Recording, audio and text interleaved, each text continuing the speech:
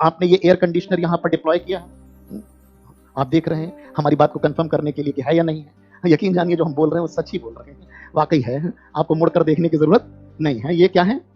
Air conditioner है। क्यों लगाया यहाँ? क्लास में कूलिंग पैदा करने के लिए, हाँ, यही इसीलिए लगाया। लेकिन इसको टाइम टू टाइम हमें सर्विस करना पड़ता है। अगर हम टाइम टू टाइम सर्विस नहीं करेंगे तो धीरे धीरे इसका कूलिंग इफेक्ट खत्म होता चला जाएगा। एसीज इंस्टॉल्ड हैं लेकिन क्लास कूल नहीं हो पाया। उसके लिए हमें हर 3-4-5 दिनों में, एक वीक में, चूंकि ज्यादा यहाँ यूज होता है, 7 बजे सुबह ऑन होता है, रात के 9 बजे तक चलता रहता है, इसलिए हमें हर दूसरे तीसरे दिन इसके नेट को साफ करना पड़ता है। ठीक है, हर 1 महीने में इसकी वॉशिंग होती है। सीजन में एक बार हम केमिकल वॉशिंग करते हैं, केमिकल से इसको वॉश करते हैं। दूसरी चीज, अगर इसमें कहीं कोई प्रॉब्लम आ जाए, कैपेसिटर खराब हो गया, तो फिर इंजीनियर मैकेनिक आएगा, वो कैपेसिटर चेंज करेगा।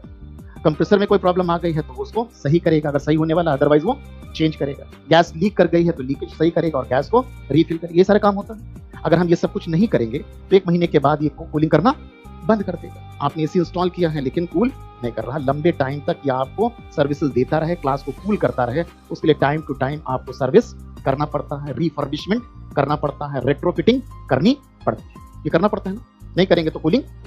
लेकिन यहाँ डिप्लॉय किए गए एसी को सर्विस करना आसान है। कोई भी इंजीनियर आएगा, खड़ा होगा, ओपन करेगा, निकालेगा और सर्विस करके फिर रीइंस्टॉल कर देगा। लेकिन स्पेस में रखे हुए स्पेसक्राफ्ट को सर्विस करना बहुत चैलेंजिंग है। और स्पेस में कोई स्पेसक्राफ्ट होगा तो वो स्टिल तो होगा नहीं, स्टेशनरी तो होगा नहीं, वो मूव कर रहा होगा। और स्पीड क्या होगी? Around 30,000 kilometre per hour.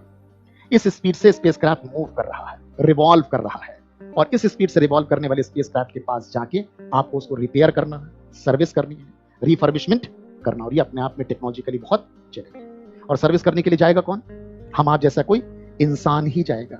कौन जाएगा? इंसान जाएगा, एस्ट्रोनॉट जाएगा। कोई ह्यूमन मिशन के जरिए एस्ट्रोनॉट को भेजा जाएगा। वो एस्ट्रोनॉट इस स्पेस टेलीस्कोप के पास पहुंचेगा और रिफर्बिशमेंट करेगा, मेंटेनेंस करेगा, रिपेयर का काम करेगा। जैसे ही आप स्पेस क्राफ्ट को स्पेस में डिप्लॉय करते हो, सबसे पहले उसके सोलर पैनल्स ओपन होते हैं। क्या होता है? Solar panels. क्योंकि अंदर इस सैटेलाइट के अंदर, स्पेसक्राफ्ट के अंदर इलेक्ट्रॉनिक इंस्ट्रूमेंट्स हैं। और इन इलेक्ट्रॉनिक इंस्ट्रूमेंट्स को काम करने के लिए क्या चाहिए? केमिकल एनर्जी चाहिए। क्या चाहिए? इलेक्ट्रिकल एनर्जी चाहिए। क्या चाहिए? ये इलेक्ट्रॉनिक इंस्ट्रूमेंट्स हैं, काम करने के लिए क्या चाहिए?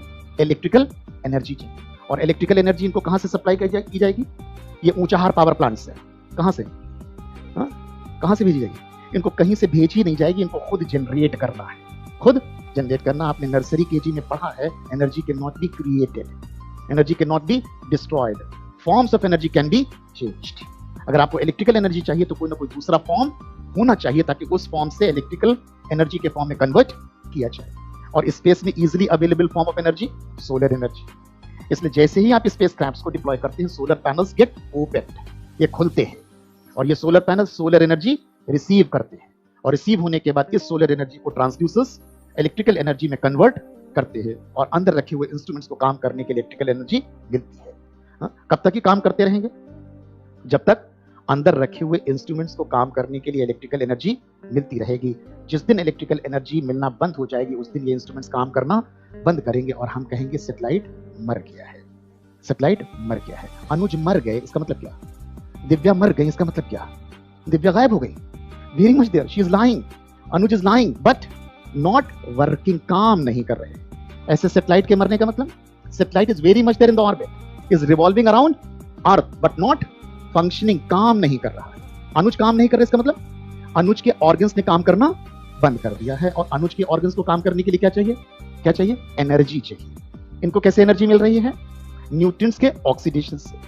और न्यूट्रिएंट्स का सप्लाई कौन कर रहा है? ऑक्सीजन का सप्लाई कौन कर रहा है? ब्लड कर रहा है। और ब्लड सप्लाई कब करेगा? जब सर्कुलेट करेगा। और सर्कुलेशन के लिए क्या चाहिए? प्रेशर डिफरेंस चाहिए। And this pressure difference is created by heart through it's pumping action. अगर हार्ट काम करना बंद कर दे, सर्कुलेशन बंद होगा, न्यूट्रिएंट्स ऑक्सीजन की सप्लाई बंद होगी, ऑर्गन्स को एनर्जी मिलना बंद हो जाएगी, ऑर्गन्स काम करना बंद, कहेंगे, हम कहेंगे अनुज चले गए, अनुज चले गए। यही है ना मतलब। ऐसे ही स्पेसक्राफ्ट, इनके अंदर रखे हुए इंस्ट्रूमेंट्स को काम करने के लिए हमारी तरीके से केमिकल एनर्जी नहीं, इनको इलेक्ट्रिकल एनर्जी चाहिए और उसका कंटिन्यूअस जनरेशन होना चाहिए। और जनरेशन के लिए सोलर एनर्जी रिसेप्शन होना चाहिए। लेकिन ये जो सोलर पैनल्स है, यूनिवर्स में, स्पेस में बड़े पैमाने पर डस्ट है। Over the period of time these solar panels get covered, fully covered with dust.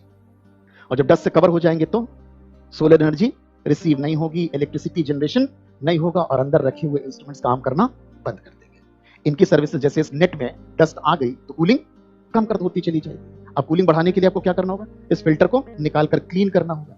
ऐसे ही सैटेलाइट की सर्विसेज लंबे टाइम तक कंटिन्यू रहे, उसके लिए आपको क्या करना, सोलर पैनल पर डस्टिंग करनी। क्या करना होगा, डस्टिंग करनी। अब डस्टिंग के लिए यहाँ से मेड जाए, वो जाके डस्टिंग करे तभी तो काम करेगा। लेकिन यहाँ के नेट को साफ करना आसान है फिल्टर को, लेकिन वहां बहुत मुश्किल है। ठीक है, वहां लेकिन आपने फैसला किया कि हबल स्पेस टेलीस्कोप में हम ये प्रोविजन रखेंगे कि स्पेस में ही इसको रेट्रोफिट किया जाए, स्पेस में ही इसकी सर्विस हो सके। उसके लिए आपको यहाँ से सर्विस मिशन भेजना होगा, और सर्विस मिशन में कौन होगा, ह्यूमन अंदर बैठा होगा, ये ह्यूमन मिशन होगा, एस्ट्रोनॉट होगा।